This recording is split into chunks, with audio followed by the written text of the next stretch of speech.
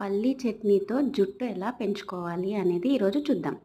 Joke కాదండి నిజంగానే. రోజు మనం చట్నీ చేసుకుంటుంటాంగా టిఫిన్‌లోకి. దాంట్లో పచ్చిమిర్చితో పాటు ఒక గుప్పెడు కరివేపాకు వేసుకుంటాను. కొంచెం జీలకర్ర, కొంచెం ఆయిల్ వేసి వేయించుకొని దాంతో చట్నీ చేసుకున్నామనుకోండి హ్యాపీగా తినేయొచ్చు. టేస్ట్ కూడా బావుంటుంది. మనకు తెలియకుండానే బోలెడన్ని కరివేపాకు తినేస్తామనమాట. అలా జుట్టు సూపర్బ్‌గా పెరుగుతుంది. హెల్తీగా కూడా ఉంటుంది. షైనీగా కూడా ఉంటుంది. నార్మల్‌గా కర్రీస్‌లో, పచ్చడిలో మనం పోపులో ఏసుకునే కరివేపాకే తీసి పక్కన పెడతాము. ఇంకా ఎక్స్‌ట్రా కరివేపాకు తినమంటే తింటామా? మనము తినము, పిల్లలు తినరు.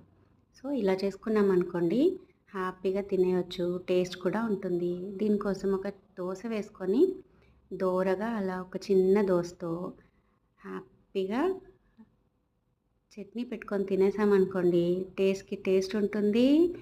అండ్ హెల్త్‌కి హెల్త్ ఉంటుంది. అండ్ సూపర్‌గా జుట్టు పెరుగుతుంది.